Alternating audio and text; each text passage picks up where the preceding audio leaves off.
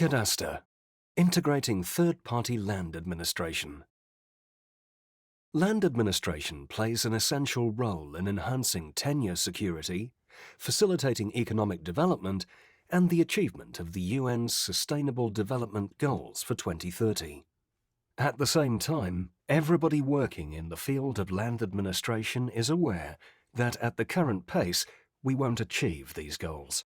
75% of the world's inhabitants still don't have registered land rights. If we want to achieve global land administration in the foreseeable future, we need to speed things up in a cost-efficient manner. Take a look at the land administration management triangle. The three angles represent the quality, cost, and time. If, for instance, the purpose for land administration is to plan infrastructure for utilities like water or electricity, then the location of the front door is the most important aspect, not the exact boundaries of the plot. So, in practice, it means that we pursue optimal quality for the purpose defined. In a later stage, when the purpose requires more details, for instance for taxation, you can add those details to the already existing data structure and incrementally build up the level of detail or quality. Now let's have a look at the graph of land administration, level of detail versus land administration effort. Logically, the higher the level of detail, the higher the costs and time spent. But the value does not rise evenly with effort. The fact is that with minimal effort, already most of the purposes can be met.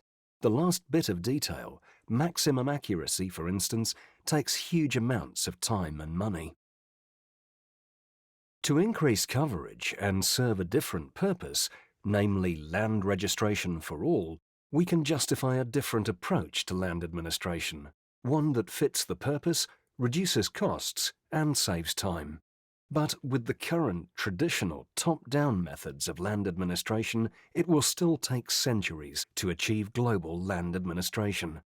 Cadastre therefore suggests integrating third-party land data, so we can propel significant change in the coming decades. This means that we do not only rely on land administration data from surveyors and notaries, but that we also find a way to get trustworthy data from third parties such as civilians, NGOs, universities, and the private sector.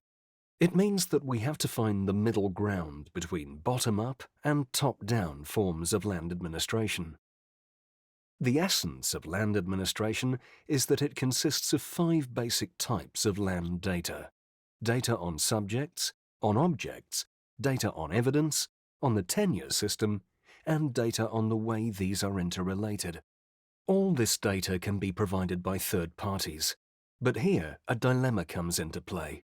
How can we trust this data? If the integrity of all the provided data would have to be verified, it would be at the expense of time and cost efficiency, which would bring us back to square one. To integrate third-party land data in the process of land administration in a reliable manner, we propose a system in which metadata is included in the essential land data model. In other words, we need to include data about the data. We need information about the process of third-party data collection. This way, we can give the information much more substance.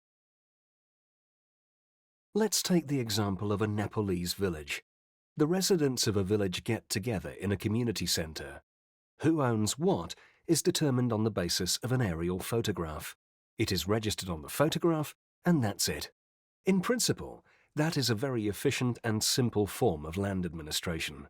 But to make it trustworthy, we need to know more. Did everybody agree with the division? Were all the inhabitants at the meeting? Who was in charge? By adding names, signatures, photographs, and minutes of meetings, the data becomes more trustworthy.